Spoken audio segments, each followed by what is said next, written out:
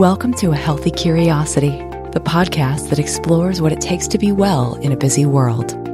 With self-care strategies from Chinese medicine, functional medicine, Ayurveda, neuroscience, and beyond. I'm your host, Brody Welch, a licensed acupuncturist and transformation catalyst, here to support you on your journey of health, happiness, and personal evolution. Thanks for tuning in today. It's just me, your host, Brody Welch, talking about coronavirus and how we can stay strong and resilient and connected during a time of fear and confusion and social distancing. This is a time that we've never lived through before as a society, where we're all being called upon to make personal sacrifices for the collective good. And things are moving so fast. Like, the decisions that I was making last week were changing 180 degrees within hours. On Wednesday, I was treating patients. I was supposed to get on a plane and go to a continuing education class that I was super excited about in San Diego. And I was really on the fence because I was thinking, well, I could go on this trip and I'm not afraid of what would happen to me if I were to catch COVID-19 but it would kind of suck to be quarantined, if they're shutting things down. I don't want to be away from my family. And that's how I was thinking about it until a few hours later, when I was doing more reading on the subject and learning about the importance of social distancing and how really all of us need to be acting as though we already have the virus, not as if we are trying to avoid catching it. And because really the point is that it's not about us, it's about spreading it asymptomatically. So checked in with myself, realized that the right thing to do was to stay home. And then I sent out a newsletter. Some of you get my very sporadically delivered newsletter emails, and wrote a little bit about how we can each be taking care of our own immune systems through this process, but also said things like, oh yeah, and my clinic's staying open. I'm just going to do more laundry and we're going to spray down more surfaces and it'll all be okay. Because I don't have like a ton of people in my office ever at one particular time. And then just a few days later, 180 degree decision on that, making the very agonizing decision to close my clinic doors for the next few weeks and then evaluating week by week. This was heartbreaking because there's so much that Chinese medicine that would be really helpful right now, whether that is continuing to calm the nervous system and take people into that beautiful parasympathetic space that we all need to be in order to have well-functioning immune systems. Pain relief, continuing people's plans of care that had started. It felt awful to me to have to pull back on supporting people in this way. But at the same time, the thing to know about COVID-19 is that it can spread asymptomatically from person to person. And the average carrier, who may not even know that they have it, can spread it to an average of 2.5 people. So therefore, I could have it and not know it and give it to someone else. And given the fact that it's so virulent and so pernicious, and there's absolutely no way of knowing who has it and who doesn't, since that's what being asymptomatic means, I just couldn't live with myself if I were to unknowingly pass it on, or if my office were in some way a vector, because it can live on surfaces for days. So I felt like the right thing to do for the greater good was to close up shop, at least for a while. And this is a huge financial sacrifice. This is the majority of my income, but it was absolutely the right thing to do.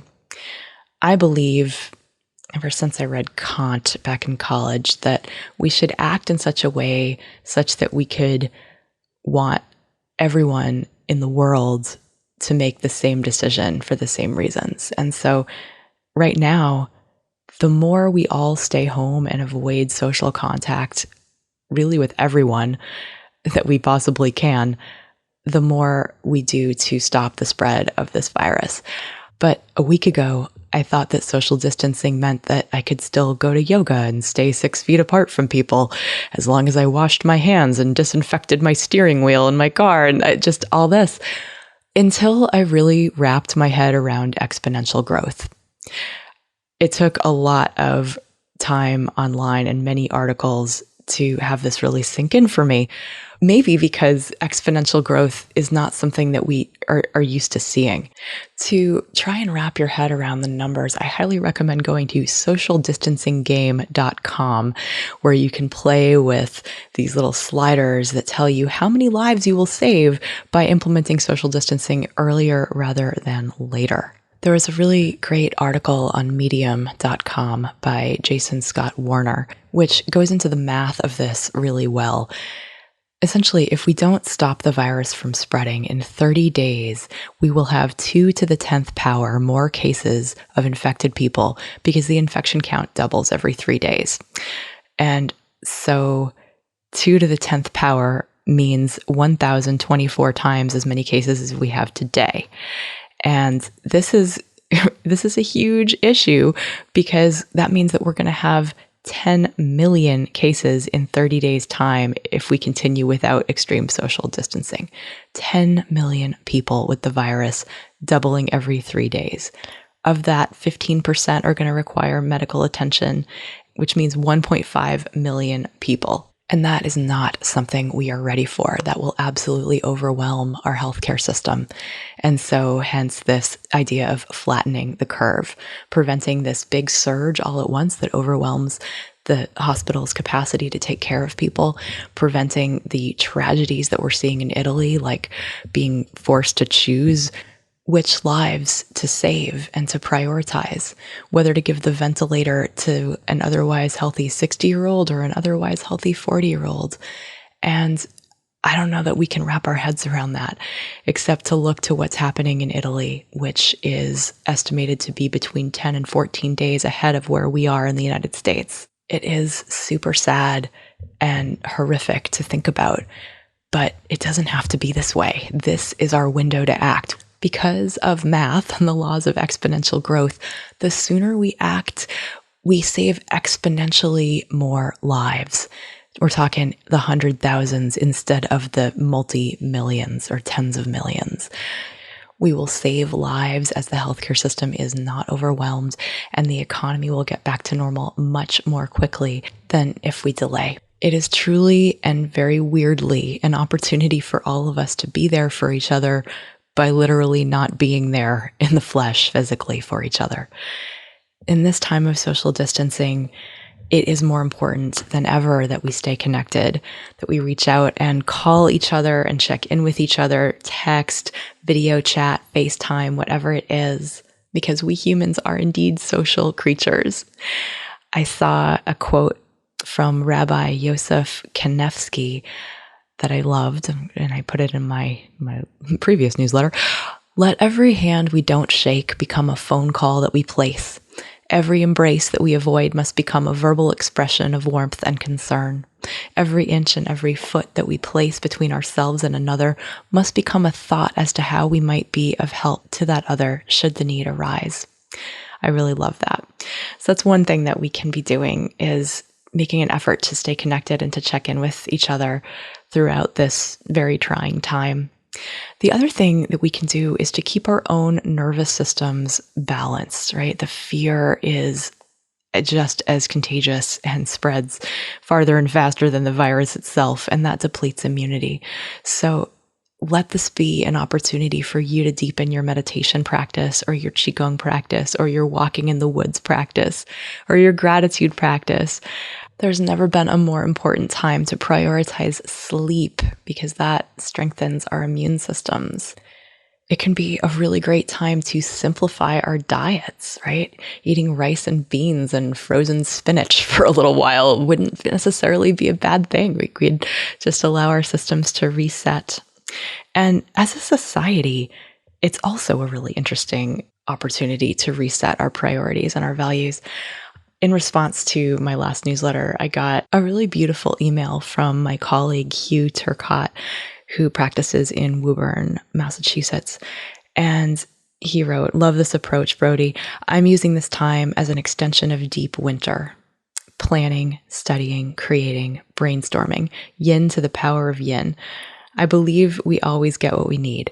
In February, I had both bronchitis and influenza A. I hadn't had so much as the sniffles in the last 4 years, but I needed to slow down, and it happened. At the macro level, this is what I see happening. We're all over-consuming food, entertainment, information. Dampness and phlegm are the result. Now we are forced to step back and ask some difficult questions and to reset. This year, my theme is to fall in love with life again. Part of this is seeing the beauty around me. I'm looking for the beauty in the slowdown of life right now, and I'm seeing it. Families spending time together. Neighbors are communicating. People are showing patience, cooperation, and respect. I see less road rage. I hear less sarcasm. There is a mental sobriety resulting from our forced realization of the fragility of life." I couldn't agree more with that. Perhaps you've heard past episodes where I've talked about yang addiction, right? Our society prioritizing the speed and the doing and the productivity and the external focus and the driving and striving and the busyness, the consumption. And now we have a forced break from all of that. Just travel and consuming and socializing and gathering and just even leaving our homes. All of that is really going to be curtailed. So the opportunity and the invitation is to go yin. Introspection, reflection, meditation, checking in with ourselves and our intuition, hearing our own voices as opposed to the supposed tos and shoulds. It could indeed be an opportunity for us to really reflect on and reset where our energy goes when we eventually do emerge from this temporary cocoon. And this is, of course, not to say that this is like an easygoing, peaceful time. It is precisely not that. And yet all we can control is where we put our attention and focus. All we can control is our own thoughts and actions. But at the same time, in doing so, we have the power to influence others. We have the power to radiate a sense of trust and gratitude for what we do have during these times. I'm going to lead you through a little meditation, but before I do, a quick word from our sponsor. In the next few weeks and possibly months, I am going to be taking a massive financial hit, having to close my clinic doors. Silver lining being that I will have more time available to coach people long distance. I'm putting my Getting Unstuck coaching package of 6 visits on sale for over 50% off. You can visit brodywelch.com and check that out. I would love to support you in creating the rock-solid self-care habits that you need to stay centered during these times of uncertainty, navigate perimenopause, break up with stress, sugar, or negative self-talk, establish a regular meditation or qigong practice, or just look at what's going on with your health overall through the lens of Chinese medicine and being able to make choices in your daily life and diet to change that trajectory. Head to brodywelch.com/coaching. And now for a meditation. For those of you who are not listening while driving, go ahead and find a comfortable seat. Elevate your hips so that your spine can elongate along its natural curves. Close your eyes and allow your awareness to shift from the external world to your internal world.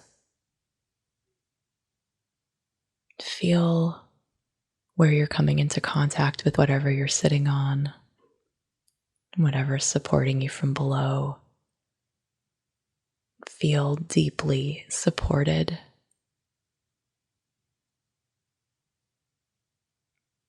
Bring your awareness to your lower abdomen.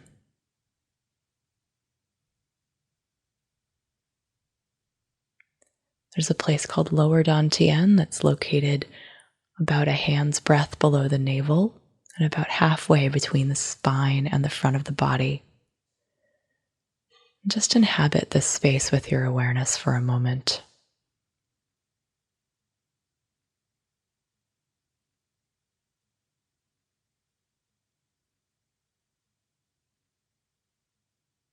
As you inhale, feel your lower belly expand. And as you exhale, allow the lower belly to contract towards the spine. Inhaling, letting your low belly blow out like a balloon, letting your low back expand. And as you exhale, allow there to be a gentle contraction in towards the center. If you'd like to put one hand on your low belly, go ahead. You could put the other hand on your heart. We're going to breathe into the lower abdomen, then feeling the breath move into the chest and up into the head. And as you exhale, let the breath fall from the head, fall from the chest, returning back to the low belly. And we'll do this a few times together. Inhaling at your pace, filling up from the bottom, through the torso, through the head, and exhaling, allowing the breath to sink all the way back down.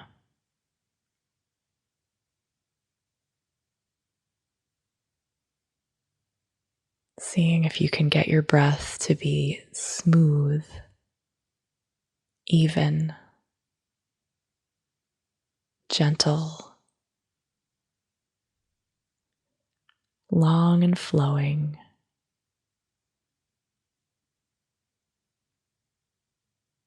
And as you intend these qualities, your nervous system will also adopt these qualities.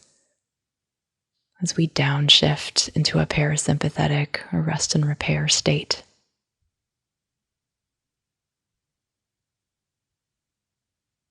Long, slow, deep, easy, and gentle.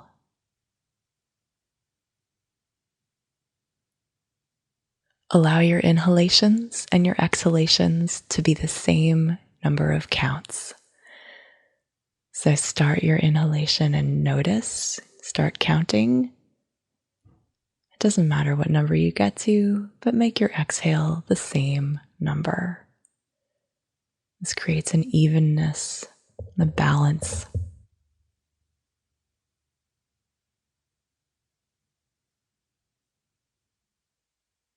Relax your face, relax your jaw.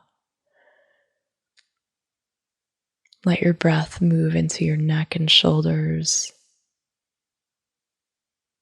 like oil, opening up places that feel stuck.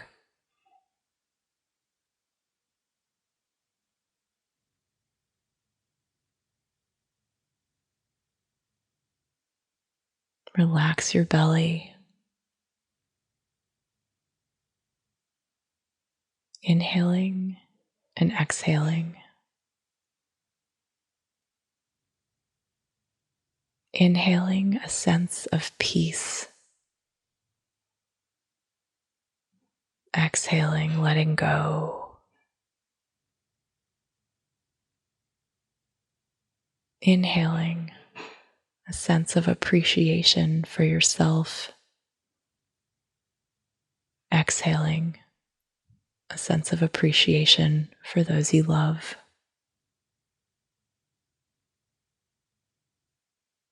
Inhaling, feeling supported by the breath, by the air around you.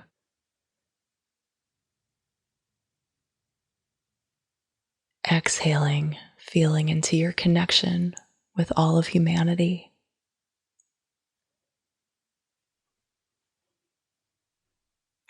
Thank you for taking a moment to breathe with me today. May you be well, may you be safe, may you be happy and free. And may we take care of each other during this time of uncertainty. So much love and gratitude to you for listening today. Thanks for listening today. To check out the show notes, get on my email list, or drop me a line, head to brodywelch.com. That's Brody with an IE and Welch with a CH. I'd love to hear from you.